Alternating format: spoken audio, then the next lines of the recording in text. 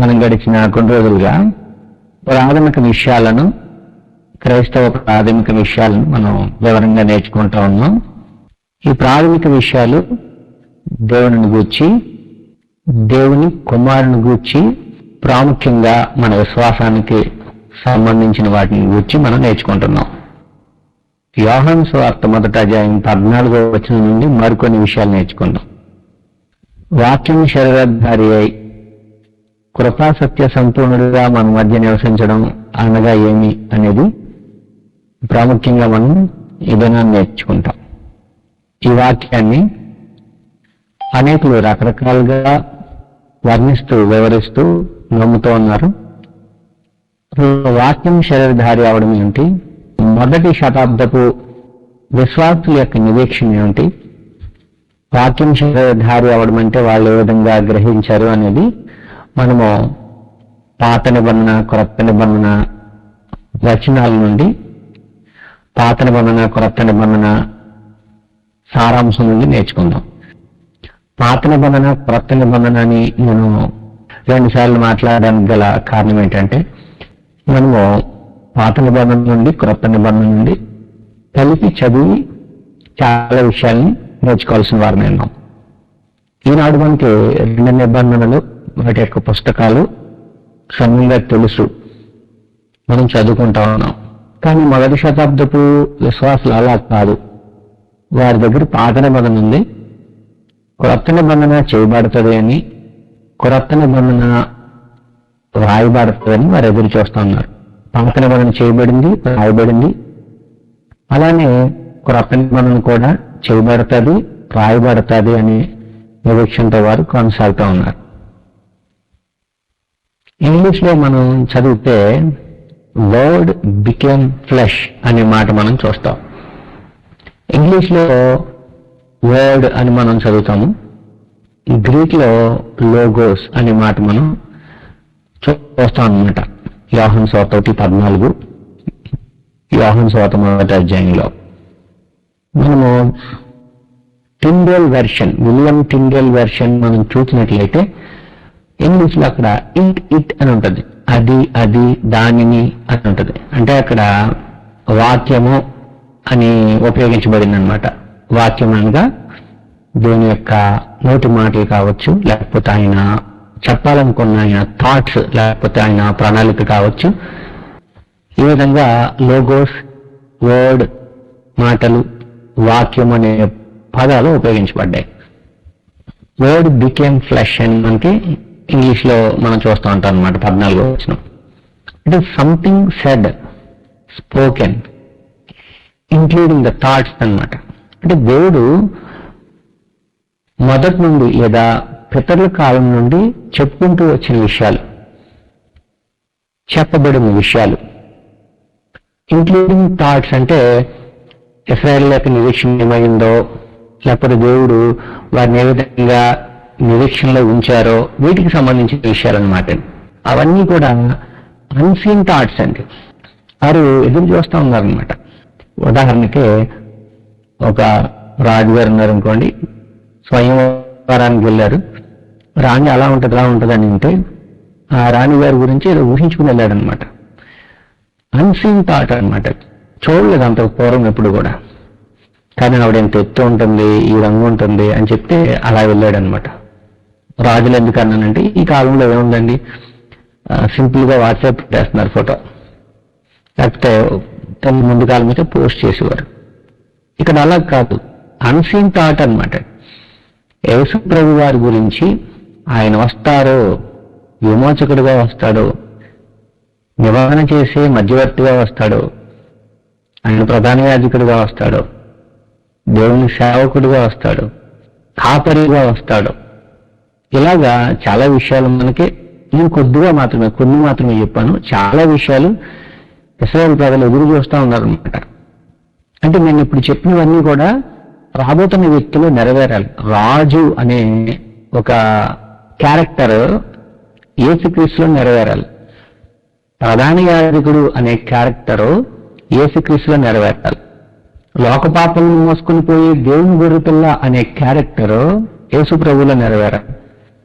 Abraham సంతానం ద్వారా భూలోక వంశాలన్నీ ఆశీర్వదింపబడతాయి అనే వాగ్దానము యేసులో నెరవేరాలి. వాళ్ళందరికీ ఒక నిరీక్షణ ఉందన్నమాట. ఆ నిరీక్షణను వారు ఎరిగిన వారై వారు ఎదురు చూస్తూ ఉన్నారనమాట. ఇది అన్సీన్ థాట్ అనమాట. వారు చూడలేదు. వారు నిరీక్షిస్తున్న మెషియా ఎవరైతే ఉన్నారో ఆయన్ని చూడలేదు.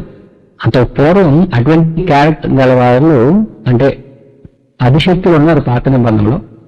కానీ రాబోతున్న అభిషక్తుల్లో లేకపోతే మెస్సియాలో మొత్తం అన్ని నెరవేరుతాయి అనమాట. ఆల్ షేడ్స్ ఆయనలో ఫుల్ఫిల్ అవుతాయి అనమాట.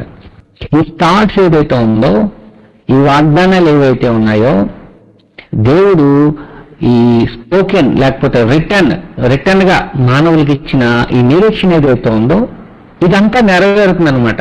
దీనినే వాక్యం శరీరధారి అయి కృపా సత్య సంపూర్ణుడుగా మన మధ్య నివసించను అన్నాడు అనమాట. అంటే దేవుని వాక్యం దేవుడు చెప్పిన లేకపోతే దేవుడిని వారిని నిరీక్షించమని ఎదురు చూడమని చెప్పిన ఆ క్యారెక్టర్ లేకపోతే ఆ వ్యక్తిత్వం గల వ్యక్తి వాళ్ళ కళ్ళ ముందుకు వచ్చి వాళ్ళ కళ్ళ ముందు ఆయన క్రియలు చేయబోతా ఉన్నాడు, మాట్లాడబోతా ఉన్నాడు. ఇది word became flesh and dwelt among us అని అర్థం అనమాట. అంటే దేవుని వాక్యం, దేవుని యొక్క వాగ్దానాలు, ప్రమాణాలు అన్నీ యేసుక్రీస్తునందు నెరవేరాయి అనమాట. అన్సీన్ పర్సన్, అన్సీన్ థాట్ ఏమైందనంటే వాళ్ళ కళ్ళ ముందు కదలాడింది అనమాట. దేవుని వాగ్దానాలన్నీ నెరవేరాయి. వాగ్దానములు ఎన్నైనా అన్ని క్రీస్తునందు నెరవేరాయి అంటాడండి. కొరింథీయులకు రాసిన రెండవ పత్రిక మొదటి అధ్యాయం 20వ వచనం.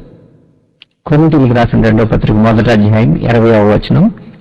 దేవుని వాగ్దానములు ఎన్ని అయినను అంటే ఆది కాండం మొదలుకొని మలాకి వరకు లేదా యేసు ప్రభు చెప్పినవి అన్ని కూడా దేవుని వాగ్దానాలు ఎన్ని అయినను అన్ని క్రీస్తునందు అవునన్నట్టుగానే ఉన్నవి కనుక మన ద్వారా దేవునికి మహిమ కలుగుటకై అవి ఆయన వలన నిశ్చయములై ఉన్నది.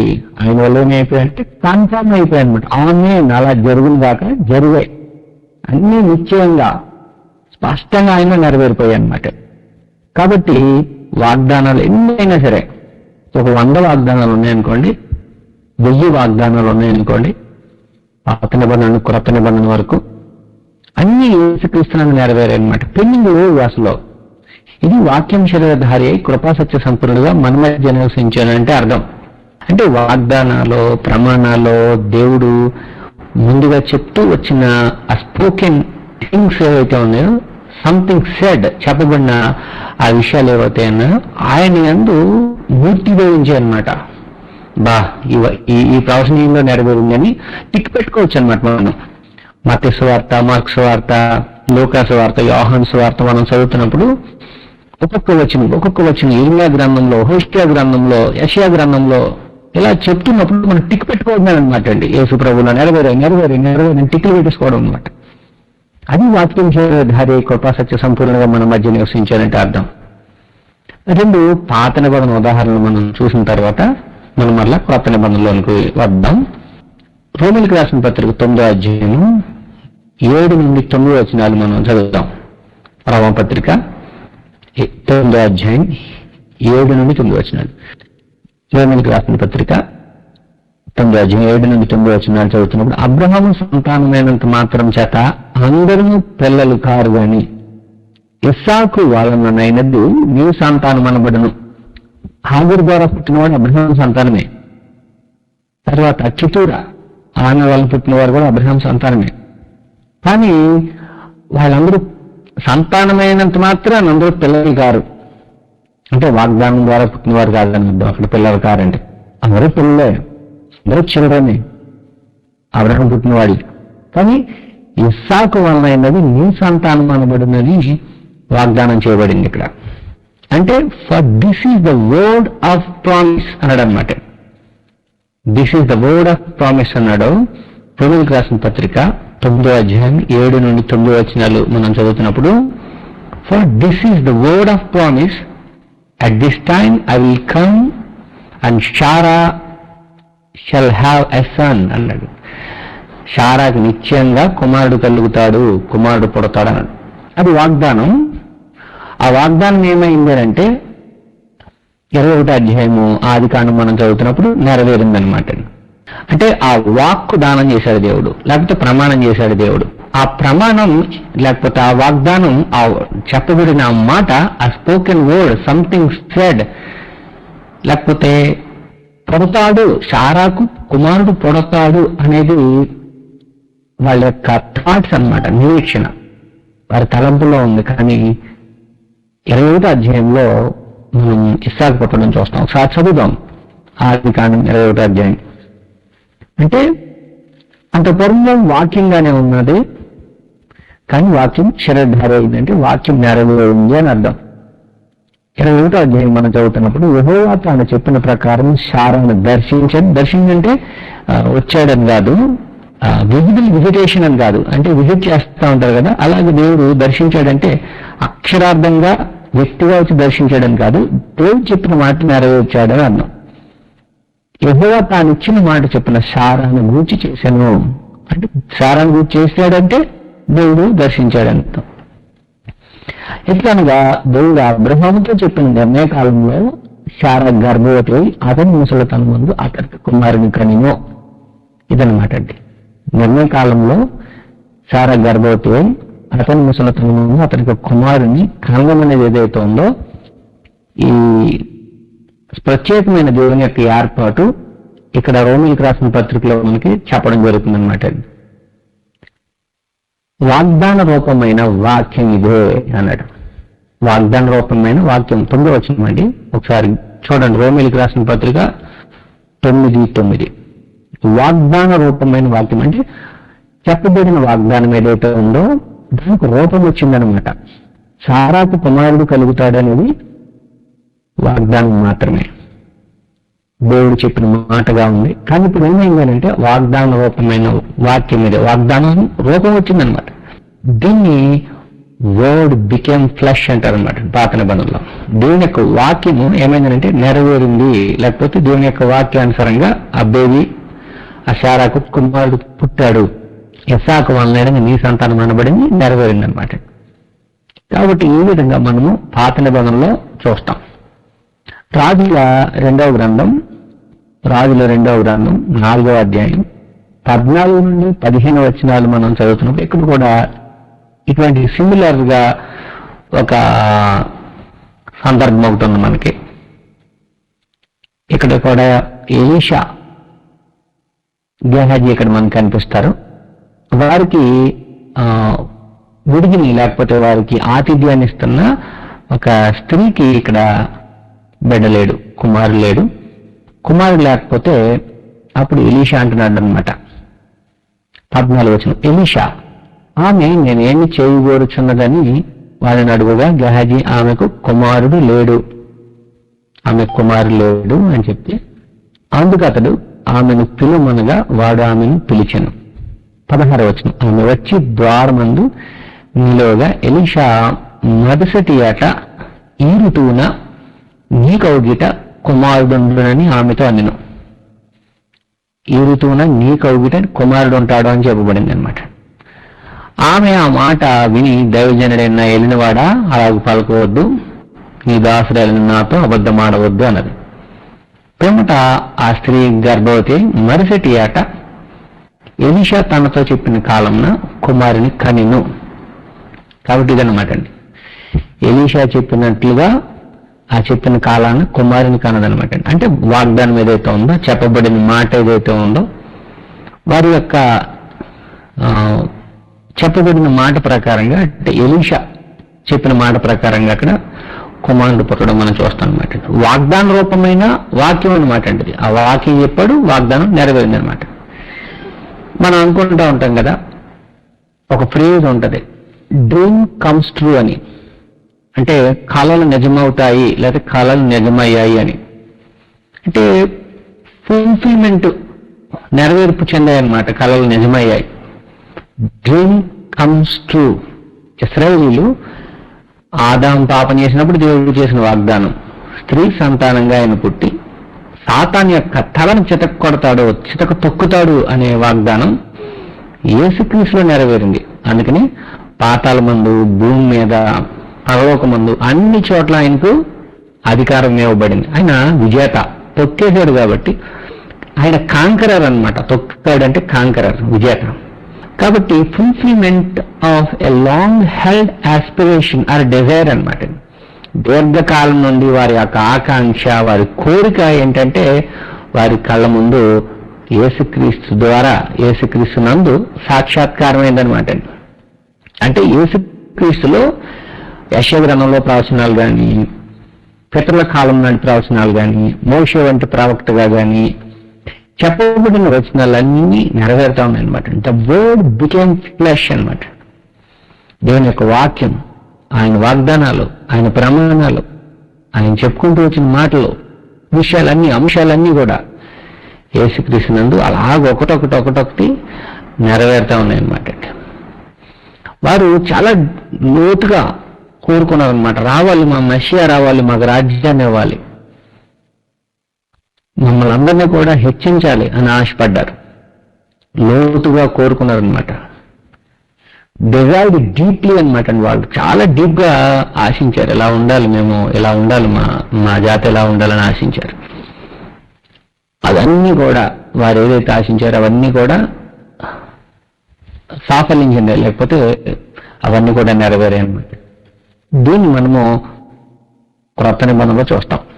యోహాన్ రాసిన పత్రికలు మనం చదువుతుంటే ఈ విషయాలే వివరంగా చెప్పుకుంటూ వస్తాడండి యోహాన్ రాసిన మొదటి పత్రిక 1వ అధ్యాయం నుండి మనం చదువుతాం ఒకసారి. యోహాన్ రాసిన మొదటి పత్రిక 1వ అధ్యాయం. జీవవాక్యం గూర్చినది ఆది నుండి ఏది ఉండినో మేమేది వింటమో, కన్నులారా ఏది చూచితము, ఏది నిదానించి కనుగొంటము, మా చేతులు దేనిని తాకి చూచును, అది మీకు తెలియజేయుచున్నాము అన్నాడు. ఆ జీవము ప్రత్యక్షమాయను. ఆ జీవం ఏమైందనంటే ప్రత్యక్షమైందనమాట. జీవవాక్యం అంటే యేసుక్రీస్తు ద్వారా నిత్య జీవం వస్తుంది. యేసుక్రీస్తు ద్వారా మానవులందరూ కూడా విజేతలుగా ఉంటారు. యేసుక్రీస్తు ద్వారా ఆత్మ సంబంధమైన ఆశీర్వాదాలు వస్తాయి, విమోచన, రాజ్య స్థాపన, ఇవన్నీ కూడా యేసుక్రీస్తు ద్వారా జరుగుతాయని వాక్యంలో ముందు నుండి చెప్పుకుంటూ దేవుడు చూపించుకుంటూ వచ్చాడు. ఆ చెప్పబడిన వాక్యాలు వారు ఎదురు చూశారు, నిరీక్షించారనమాట. ఆ జీవవాక్యం ఏదైతే చెప్పబడిన ఆ జీవవాక్యం ఉందో, ఆ జీవవాక్యం కూర్చున్నది ఆది నుండి ఏదైతే ఉందో మేమేది వింటుమో, అంటే పితరులు చెప్పారు, వాళ్ళకు యేసుప్రభు వారు కూడా చెప్పారు ఈ విషయాలు. కన్నులారా ఏది చూచిటమో, ఏది నిదానించి కనుగొంటుమో, మా చేతులు దేని తాకి చూచున్నో అది మీకు తెలియజేయచును. కన్నులారా చూడడం అంటే దే ఎక్స్పీరియన్స్ ఇట్ అనమాట. వాళ్ళు దాన్ని చాలా ఎక్స్పీరియన్స్ చేశారు. నెరవేర్చబడుతున్న విషయాలు వారు గమనించినప్పుడు, యేసుక్రీస్తు అవన్నీ నెరవేరుతున్నప్పుడు ఎక్స్పీరియన్స్ చేశారనమాట.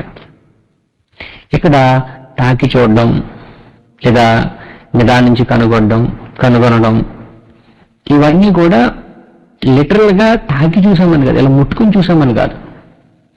అవన్నీ కూడా మేము స్పృశించి తెలుసుకున్నాము, మా హృదయానికి అర్థమయ్యాయి, ఇది క్రీస్తుని నెరవేరినట్లుగా మాకు ఇవన్నీ కూడా మేము గ్రహించగలిగాం. క్రీస్తు మా మెస్సియా, ఆయన నిత్య జీవం ఉండే అనే విషయాన్ని వారు గ్రహించారనమాట. ఆది నుండి పితరుల కాలం నుండి కూడా ఈ నిరీక్షణ అనేది దేవుడు ఏర్పాటు చేసుకుంటూ వచ్చారు. ధర్మశాస్త్రాన్ని ఎందుకు ఇచ్చారని అంటే క్రీస్తుని వద్దకు నడిపించడానికి ధర్మశాస్త్రం అనేది వారికి స్కూల్ మాస్టర్ గా ఇవ్వబడింది అనమాట. స్కూల్ మాస్టర్ అంటే గల్తీ పత్రికలో ఉంది కదండి. స్కూల్ మాస్టర్ అంటే మనం ఏమంటాము, బాల శిక్షకుడు అంటాం. బాల శిక్షకుడిగా మనకి ప్రీకేజీ పిల్లలకి బాడీ పార్ట్స్ ఉన్నాయండి. ప్రీకేజీ ఎల్కేజీ పిల్లలకు ఉన్నాయి, యూకేజీ వాళ్ళకు ఉన్నాయి, హై స్కూల్ పిల్లలకు ఉన్నాయి, ఇంటర్మీడియట్ వారికి ఉన్నాయి, డాక్టర్లకు ఉన్నాయి, పీజీ చేసే వాళ్ళకి కూడా ఉన్నాయి. అందరికీ బాడీ పార్ట్స్ గురించే ఉన్నాయి. లేదా సైన్స్ అనుకోండి, సైన్స్ లోనే అనేకమైన విషయాలు పిల్లలకి ప్రారంభం నుండి నేర్చుకుంటూ ఉంటారు, నేర్పిస్తూ ఉంటారు. ఏ స్టేజ్లో నేర్చుకోవాల్సింది ఆ స్టేజ్లో నేర్చుకుంటూ ఉంటారు అనమాట. అలాగే దేవుడు ఆది నుండి కూడా భవిష్యత్తుకు సంబంధించిన విషయాలన్నింటినీ కూడా తెలియజేసుకుంటూ వచ్చాడు. ఈ స్కూల్ మాస్టర్ ఏదైతే ధర్మశాస్త్రం ఉందో ద పర్ఫెక్ట్ ప్రొఫెసర్ దగ్గరికి నడిపించినట్లుగా యేసు ప్రభు దగ్గరికి నడిపించడం జరిగిందనమాట. ఆయన ఏమైందంటే నిత్య జీవం ఉందే, ఇది వాళ్ళు గ్రహించారనమాట. నువ్వు తాకి చూడడం ఇవన్నీ అంటే కనుక వాస్తవం అయితే కనుక మనకి 19వ కీర్తనలోను 119వ కీర్తనలోను తర్వాత ఇంకా కొన్ని కీర్తనల్లో వాక్యాన్ని జుంట తేనె దారుల కంటేను బంగారం కంటేను ఎలా పోల్తాడనమాట. పోల్చినప్పుడు నిజంగా వాక్యాన్ని ఎవరు జున్నుకుని తాగరు, జుంటి తేనె దారల్లాగా జున్ను మొక్కలు ఇలా పోల్చాడనమాట. అలాగే వాక్యాన్ని కూడా ఇక్కడ ఏది ఉండెనో వింటిమో చూచితమో కనుగొంటిమో తాకి చూచినో ఇవన్నీ కూడా మేము ఎక్స్పీరియన్స్ చేశాము. యేసుక్రీస్తునందు ఈ విషయాలన్నీ నెరవేరుతున్నాయి. ద వర్డ్ బికేమ్ ఫ్లెష్ అన్నాడు అనమాట.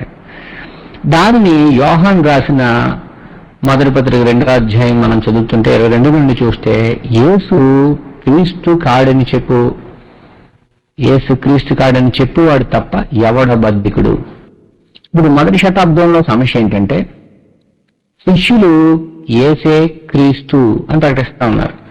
కానీ క్రీస్తు విరోధులు ఎవరైతే ఉన్నారో వాళ్ళు ఏం చేస్తున్నారంటే యేసు క్రీస్తు కాడు, యేసు క్రీస్తు కాడు.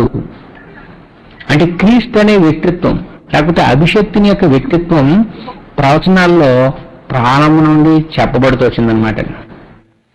ప్రవచనాల్లో చెప్పబడుతూ వచ్చిందనంటే క్రీస్తు అనే వ్యక్తి వస్తే సాతానును చితక తొక్కాలి, శిలువలో చితక తొక్కినట్లుగా మరణాన్ని జయించాలి.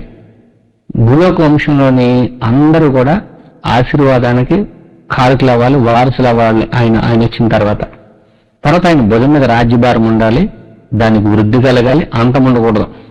ఇది యెషయా ముద్దు నుండి మొలిచిన చిగురు వలె ఉండాలి. ఇలాగ మనం ఏ వచనం తీసుకున్నా 42వ అధ్యాయంలో ఆత్మ సంబంధమైన యేసుక్రీస్తు యొక్క పరిచర్యకు సంబంధించి కానీ 61, 62 అధ్యాయాల్లో యెషయా గ్రంథంలో యెహోవా ఆత్మ ఆయనకు తోడుగా ఉంటే జరగవలసిన విషయాలు కానీ ఇవన్నీ కూడా క్రీస్తు యొక్క క్యారెక్టర్ తెలియజేస్తాయి అనమాట. ఆ క్రీస్తు అనే క్యారెక్టర్ ఏదైతే ఉందో ఆ క్రీస్తు అనే ఆ అభిషేకం లేకపోతే దేవుని పరిచారకుడు అనే ఆ క్యారెక్టర్ ఏదైతే ఉందో అది యేసు అనే వ్యక్తిలో నెరవేరే అనమాట. ఉదాహరణకి ఇప్పుడు మన ఈ కాన్ఫరెన్స్ కాల్లో వివేక్ గారు ఉన్నారు. అంటే ర్యాండమ్ గా తీసుకున్నాను పేరు, మళ్ళీ ఆ పెద్దలు ఎవరైనా తీసుకుంటే మళ్ళీ సమస్య వచ్చేద్దని వివేక్ గారు ఉన్నారు. వివేక్ అనే బ్రదరు అంటే మనం అనుకుంటున్నాం అనమాట ఈ గ్రూప్ లో ఒక గొప్ప సేవకుడు తయారు కాబోతున్నాడు భవిష్యత్తులో. ఆ గొప్ప సేవకుడు రానున్న కాలంలో గొప్ప గొప్ప ప్రసంగాలు చేస్తాడు అనుకుంటుంటే ఈ గొప్ప సేవకుడు వివేక్ అనే వ్యక్తిగా మనకి ఒక 5 సంవత్సరాల్లో లేకపోతే ఒక 2-3 సంవత్సరాల్లో మనకి ప్రత్యక్షమయ్యాడు. అంటే ఆయనలో నెరవేరే అనమాట. మన ఎక్స్పెక్టేషన్స్ అన్ని కూడా ఆయనలో నెరవేరే. అలాగా యేసు అనే ఒక వ్యక్తి ఎవరైతే మరి గర్భాన్ని పుట్టారో, యేసు అనే వ్యక్తి ఎవరైతే గలిలయ ప్రాంతంలో నివాసం ఉన్నారో ఆయనలో ఏం నెరవేరుతున్నాయి అని అంటే దేవుడు ఏమైతే చెయ్యాలని నిశ్చయించారో, దేవుడు ఏమైతే చేయాలని నిశ్చయించడానికి ఒక పరిశుద్ధ సేవకుని దేవుడు ఏర్పాటు చేసుకున్నారో లేకపోతే అభిషేకించారో అవన్నీ యేసులో నెరవేరుతున్నాయి అన్నమాట. ఇదే యేసే క్రీస్తు అంటే అర్థం. మరీ గర్భాన్ని పుట్టిన, ఆ బెత్లెహేంలో పుట్టిన, అబ్రహాం, ఇస్సాకు, యాకోబు అనే వారికి వాగ్దానం చేయబడిన ఈ యేసు ఎవరైతే ఉన్నారో ఆయనే క్రీస్తు, మనం ఎదురు చూస్తున్న క్రీస్తు. ఇదే అన్నమాట అండి కాన్సెప్ట్. యేసు క్రీస్తు కాదు అంటారు ఎవరు? పరిసయ్యులు, శాస్త్రులు, ప్రధాన యాజకుడు, హేరోదు వీళ్ళు. ఎందుకంటే చంపడంలో ప్రధాన పాత్ర పోషించింది ఇద్దరు. పొలిటికల్ లీడర్ అయిన హేరోదు, రిలీజియస్ లీడర్ అయిన ప్రధాన యాజకుడు అన్నా కైపా హేరోదు. అంటే పొలిటికల్ లీడర్ ఒక ఆయన, రిలీజియస్ లీడర్ ప్రధాన యాజకుడు ఒక ఆయన. వీళ్ళు ఏం చేస్తారంటే వీళ్ళు అనుసరించే వాళ్ళు మత నాయకులు యేసు క్రీస్తు కాడు అని. ఇలా చెప్పడం వల్ల ఏం జరిగిందంటే యేసు ప్రభువును ఎప్పుడైతే నిరాకరించారో, ఒప్పుకోలేదో, ఆటోమేటిక్ గా తండ్రిని కూడా నిరాకరించినట్లే. ఎందుకంటే మనం మత్తయి సువార్తలో చూస్తాం, దేవుడు తన సేవకుల్ని ద్రాక్ష తోటలోనూ పంపుతూ వచ్చారట. పంపుతూ వస్తే దేవుడు అంటే ఇష్టమే, కానీ ఆయన పంపిన ప్రవక్తలను కొట్టి చంపుతున్నారు. ఆ కారణంగా దేవుడు వారిని శిక్షించాడు. అలాగే యేసుక్రీస్తు కూడా వాళ్ళు కొట్టి చంపారు. ఆ తర్వాత శిష్యుని కొట్టి చంపుతున్నారు ఆయన శరీరమైన సంఘాన్ని. అంటే ఏం చేయట్లేదు అంటే ఒప్పుకోవట్లేదు, అంగీకరించట్లేదు, యాక్సెప్ట్ చేయట్లేదు. యేసు క్రీస్తు కాడు, మా మెస్సియా ఇలాంటి వాడు కాదు, మా మెస్సియా శిలువలో చనిపోయేవాడు కాదు, మా మెస్సియా శక్తిహీనుడు కాదు. మా మెస్సియా ఎలా ఉంటాడు? మా మెస్సియా వస్తే ఏం చేస్తాడంటే రాజ్యాన్ని స్థాపిస్తాడు, భౌతికమైన రాజ్యాన్ని స్థాపిస్తాడు, చాలా ఘన్యమైన రాజ్యాన్ని స్థాపిస్తాడని వాళ్ళు ఎదురు చూస్తున్నారు. ఈ రోజుకి కూడా అలాగే ఎదురు చూస్తున్నారు. ఈ మధ్య ఒక స్టేట్మెంట్ చేయబడింది ఏంటంటే, ఎవరో ఒక పాస్టర్ గారు చెప్పారంటే, నన్ను ఒక సిస్టర్ గారు అడిగారనమాట. ఏమని అడిగారంటే, తెలిసిన సహోదరు ఏమని అడిగారంటే, బ్రదరు ఇప్పుడు నెతన్యాహు మెస్సియాని ప్రకటిస్తాడట కదా ఈ సంవత్సరంలో, ఎవరైనా పెయి కూడా సంవత్సరం అవుతుందంట కదా, ఎవరై ఉండొచ్చండి, యోధ దేశంలో పుట్టాడా, పుడితే ఎక్కడ ఉన్నాడు ఆయన అని అడుగుతున్నారు ఆవిడ. సిస్టర్ గారు అవన్నీ వాస్తవాలు కాదు, మన మెస్సియా ఆల్రెడీ పుట్టాడు, ఆ విషయాలు మనకి మత్తయి, మార్కు, లూకా, యోహానులో చెప్పబడ్డాయి. ఆ పుట్టిన ఆ యేసు మన మెస్సియా, మన కొరకు దేవుడు ఏర్పాటు చేసిన అభిషక్తుడని నిర్ధారణ చేసి పత్రికలు, సువార్తలో, తర్వాత ప్రకటన అంతా రాయబడింది అని చెప్పడం జరిగిందనమాట. అంటే యేసు క్రీస్తు కాడని చెప్పేవాడు తప్ప ఎవడు అబద్ధికుడు? యేసు క్రీస్తు కాడని చెప్పామంటే అబద్ధికుడు అనమాట. యేసే క్రీస్తు అంటే ఎవరైతే సువార్తల్లో ఉన్న యేసు ఉన్నాడో ఆయనే మీకు దేవుడు ఏర్పాటు చేసిన క్రీస్తు. ఆయనే నిత్య జీవం ఉంది, ఆయన మీకు వెలుగై ఉన్నాడు. ఆయనతో అన్యోన్య సహవాసం గలవాడుగా ఉన్నావా? నీకు పాపం లేదు, నీ పాపాలు క్షమించబడ్డాయి. అంత మాత్రమే కాదు, నీకు ఆయన ప్రధాన యాజకుడిగా ఉన్నాడు అని యోహాను రాసిన మొదటి పత్రికలో మనకి చెప్తున్నాడు అనమాట. ఎలా నిర్ధారణ చేసుకుంటాం అంటే, జీవవాక్యం గురించినది ఆది నుండి ఏది ఉందో, మేము ఏది వింటుమో, కళ్ళారా ఏది చూచుతామో, ఏది నిర్ధారించి కనుగొంటుమో, మా చేతులు దేనిని తాకి చూచునో అవి మీకు తెలియజేస్తున్నాం. యోహాను పత్రిక మొదటి పత్రిక మనం చదువుతున్నప్పుడు తెలుసుకొనిచున్నాము, తెలియజేస్తున్నాము అనే మాట సుమారుగా 30 సార్లు ఉందండి. అంటే వీళ్ళు కొన్ని ప్రాథమికమైన విషయాలు స్పష్టంగా తెలుసుకోవాలని ఆశిస్తున్నాడు అనమాట యోహాను.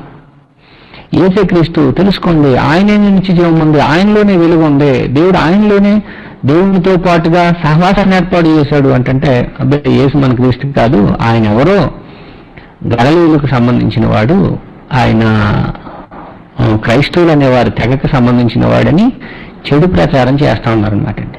అప్పుడు ఈ పత్రిక రాశాడు, కుమారుని ఒప్పు కొనని ప్రతి వాడును తండ్రిని అంగీకరించి వాడు కాడు, దేవునికి వారికి సంబంధం లేదు. తండ్రి కొరకు ఎన్నో త్యాగాలు చేస్తారు. ఆర్థడాక్స్ జ్యూస్ ఈనాటికి కూడా ఎంతో త్యాగపూరితమైన జీవితాలు జీవిస్తారు. కానీ యేసును వారి యొక్క అభిషక్తినిగా, దేవుడు పంపిన వానిగా, దేవుని యొక్క ప్రత్యేకింపబడిన వాడుగా, కుమారుడిగా ఎవరైతే అంగీకరించలేదో వారందరూ కూడా ఆటోమేటిక్ గా తండ్రిని అంగీకరించట్లేదు. నోవహు మీద కోపం నుంచి వాడట్లేదు అనుకోండి, జలపాలైనా కొట్టుకుని పోతారు.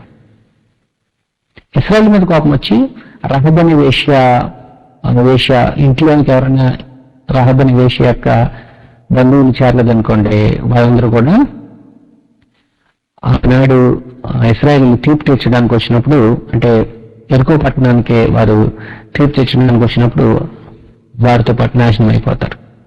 అంటే నువ్వు ఎవరిని అంగీకరించాలి అని అంటే, దేవుడు ఏర్పాటు చేసిన నోవహును, తర్వాత రహబని వేశ్య ఇంటిని, నోవహు వాడును, అలాగే మోషే యొక్క నాయకత్వాన్ని, అలాగే ఇప్పుడు యేసుక్రీస్తు యొక్క నాయకత్వాన్ని అంగీకరించాలని. ఎందుకంటే the word became flesh and dwelt among us. దేవుని యొక్క వాగ్దానాలు, ప్రమాణాలు అన్నీ కూడా క్రీస్తునందు నెరవేరాయి. మరి ఇంకొకసారి నెరవేరు. అందుకని అన్నాడు అనమాట, వాగ్దానములు ఎన్ని అయినను అన్నీ క్రీస్తునందు అవునన్నట్టుగానే ఉన్నాయి. They are all true. లేదా ద డ్రీమ్ కమ్స్ ట్రూ అనమాట అండి. అంటే వారి యొక్క యాంబిషన్ లేకపోతే డీప్ డిజైర్ ఏదైతే ఉందో, లోతైన కోరిక ఏదైతే ఉందో, ఆ కళలన్నీ సార్థకమయ్యాయి. కళలన్నీ యేసుక్రీస్తు సాక్షాత్కరించబడ్డాయి అన్నమాట. ఇది మనకి యోహాను రాసిన మొదటి పత్రికలో కనిపిస్తూ ఉంది. 24వ వచనం మనం చదువుతుంటే, అయితే మీరు మొదటి నుండి దేనిని వింటిరో అది నీలో నిలవనీయుడి. విన్నారు, వీళ్ళు యేసుక్రీస్తు సువార్త ప్రారంభం నుండి విన్నారు, అపోస్తలుల పరిచర్య ప్రారంభం నుండి విన్నారు, కానీ నిలవడం లేదు. మీరు మొదటి నుండి విన్నది మీలో నిలిచిన ఎడల మీరు కూడా కుమారుని యందును తండ్రి యందును నిలుతురు. నిలిస్తేనే, అంటే మీరు విన్న వాక్యం యేసు ప్రభు చెప్పారు కదండి, యోహాను సువార్త 7వ అధ్యాయంలో, మత్తయి సువార్త 7వ అధ్యాయంలో యేసు ప్రభు వారు చెప్పారు కోణమి ప్రసంగంలో, ఈయన మాటలు విని వాటి చెప్పున చేయని ప్రతివాడును చెవి ప్రతివాడు బండమెత్త ఇల్లు కట్టుకుని బుద్ధిమంతుని పోలి ఉన్నాడు అని. అపోస్తలుడు కొర్నేలు ఇంటికి వచ్చినప్పుడు చెప్పాడు, ఏ మాటల వలన రక్షణ పొందవలనో ఆ మాటలు మీకు చెబుతున్నాను, మీతో చెప్తున్నాను అన్నాడు. అపోస్తలుల కార్యాలను 11వ అధ్యాయంలో పేతురు అన్నాడు అనమాట ఈ మాటలు. కాబట్టి ఆది నుండి ఏదైతే విన్నారో దానిలో నిలిచి ఉండండి. మధ్యలో రకరకాల బాధలు వస్తాయి, కొట్టుకుని పోవద్దు. కాబట్టి నిత్య జీవము అనుగ్రహించునన్నదియే ఆయన తానే మనకు చేసిన వాగ్దానం. ఎప్పుడు చేశాడు వాగ్దానం అంటే, దేవుడు అనాదిలో వాగ్దానం చేశారు. ఆ వాగ్దానాన్ని యేసు ప్రభు చెప్పారు. అద్వితీయ సత్యదేవుడు నిన్నును నీవు పంపిన యేసుక్రీస్తుని ఎరుగుటే నిత్య జీవం.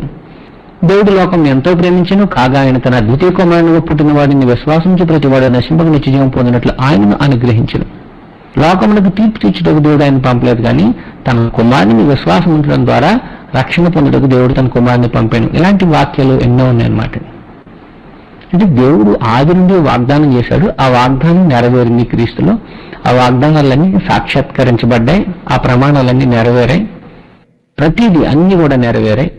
ఇది ఎవరైతే గ్రహిస్తారో వారు నిత్యజీవం పొందుతారు, ఒప్పుకున్నవాడు నిత్యజీవం పొందుతాడు అనమాట. ఇది వాక్యం శరీరధారి కృపా సత్య సంపూర్ణంగా మన మధ్య నివసించారంటే, దేవుడు ఆది నుండి చెప్పుకుంటూ వస్తున్న వాక్యం ఏదైతే ఉందో ఆ వాక్యం నెరవేరింది.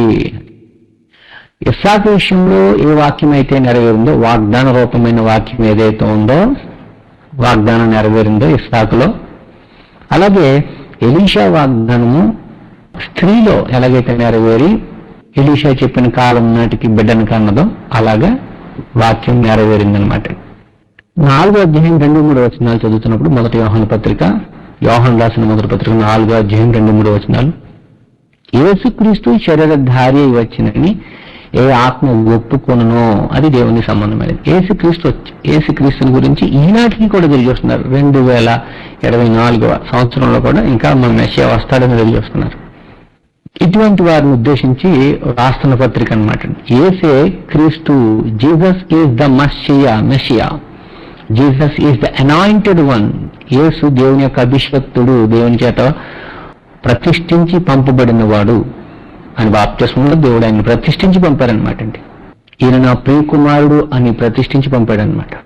యోహాను రాసిన 2వ పత్రిక 7-8 వచనాల్లో కూడా మనం ఈ విషయాలు చూస్తాం. చదువుదాం. 8వ వచనం, యేసుక్రీస్తు శరీరధారి వచ్చినని ఒప్పుకొనని వంచకులు. అంటే ఆయన వచ్చేసాడయ్యా, ఇంకా రావాల్సింది నేను ఇంకేమి తిరిగి వస్తున్నాం. ఆయన వచ్చేసాడు, చనిపోయాడు, ఆయన చేయాల్సిందన్నీ చేశాడు, తండ్రి దగ్గరికి వెళ్ళిపోయాడు. ఇదనమాట అండి కాంటెక్స్ట్.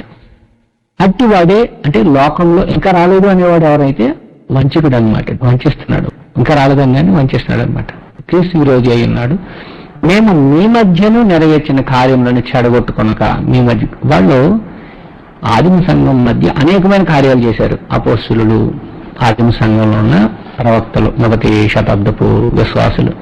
ఈ కార్యాన్ని రక్షణకు సంబంధించినవి కానీ లేకపోతే మీ జీవితాల్లో చేసిన కార్యాలు కానీ చెడగొట్టుకోవద్దు, పోగొట్టుకోవద్దు. మీరు పూర్ణ ఫలం పొందినట్లు జాగ్రత్తగా చూసుకోండి. పూర్ణ ఫలం పొందాలి. మీకు ప్రతిఫలం, పూర్ణ ఫలం దేవుడు ఇస్తాడు. కాబట్టి పోగొట్టుకోవద్దు అంటున్నాడు అనమాట. ఈ విషయాన్ని మనము తిమోతికి రాసిన మొదటి పత్రిక 3వ అధ్యాయం 16వ వచనంలో చూస్తాం. ఏంటంటే ఆయన సశరీరుడిగా ప్రత్యక్షుడయ్యను.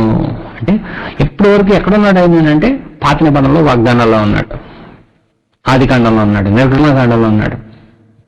లేవియాకాండంలో బలుల రూపంలో ఆయన ఉన్నాడు. పండుగల రూపంలో లేవియాకాండం 23 అధ్యాయాలు అన్ని పండుగలు ఆయనలో నెరవేరాయి. ఇలాగా ద్వితీయోపదేశకాండంలో రాబోయే మోషేలా ఉన్నాడు, మన్నా ఇచ్చేవాడుగా ఉన్నాడు, నీటి ఇచ్చే బండ నుండి నీటిని రప్పించేవాడు. అన్ని రకాలుగా క్రీస్తు యొక్క డైమెన్షన్స్, లేకపోతే ఆయన యొక్క వ్యక్తిత్వాన్ని గురించి రాయబడింది. ఆయన అవన్నీ కూడా క్రీస్తునందు యేసునందు సాక్షాత్కరించబడ్డాయి అన్నమాట.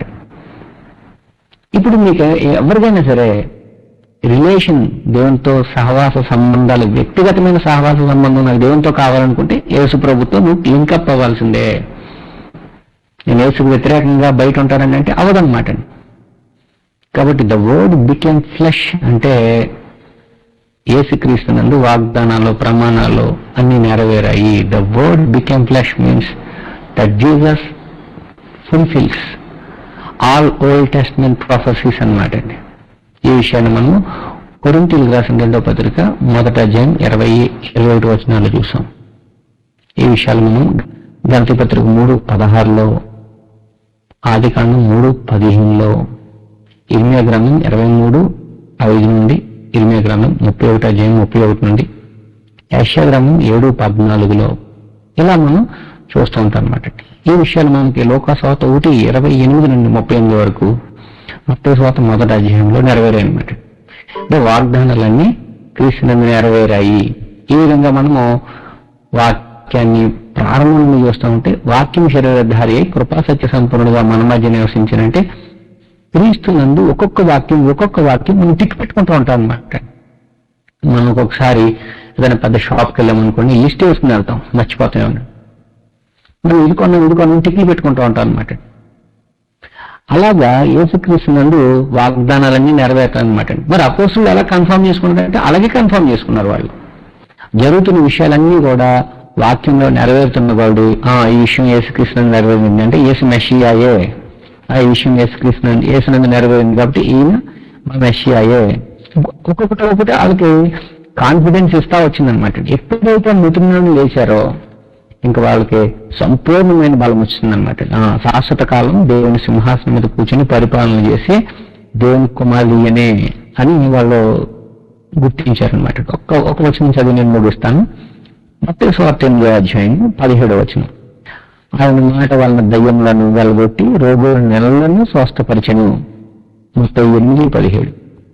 అందువలన ఆయనే మన బలహీనతలను వహించుకొని మన రోగములను భరించనని ప్రవక్త అయిన యెషయా ద్వారా చెప్పబడినది నెరవేరును. ఆయన అంటే ఇప్పుడు ఇక్కడ ఎవరైతే యాక్టివ్గా ఉండి కుష్ఠరోగులకు స్వస్థత, కపెర్నహూములో అన్యురాలకి స్వస్థత, పేతురు అత్తకి స్వస్థతను, ఇలాగా కార్యక్రమాలు చేస్తూ, బోధలు చేస్తూ గొప్ప గొప్ప కార్యక్రమాలన్నింటినీ జరిగిస్తూ ఉన్నాడో, అద్భుతాలు చేస్తూ ఉన్నాడో, ఆయనను వీళ్ళు ఎలా గుర్తించారంటే ఆయనే మన బలహీనతను వహించుకొని మన రోగములను భరించిన ప్రవక్త అయిన యెషయా ద్వారా చెప్పబడిన నెరవేరును.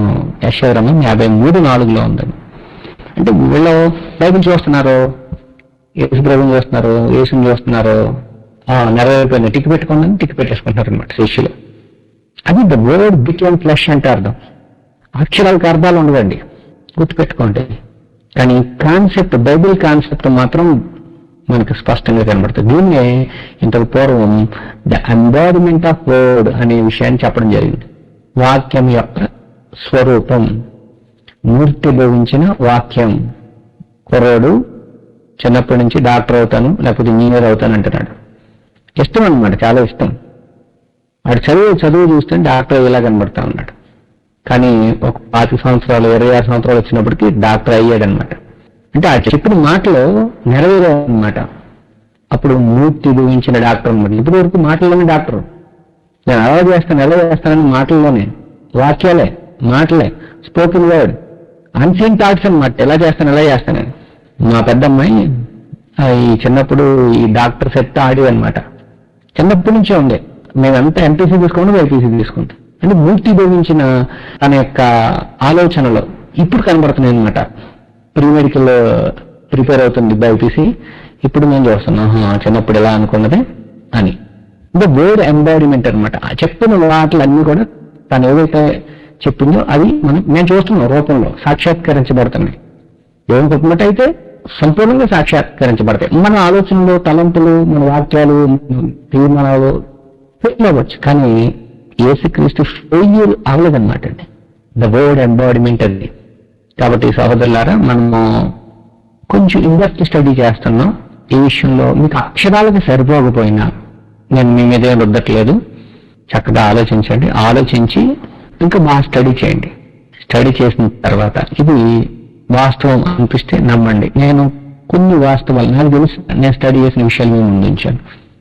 మీరు కూడా ఈ కోణంలో స్టడీ చేయండి. ఎందుకంటే బెటర్గా ఇస్తే నేను ఖచ్చితంగా వాటిని తీసుకుంటాను.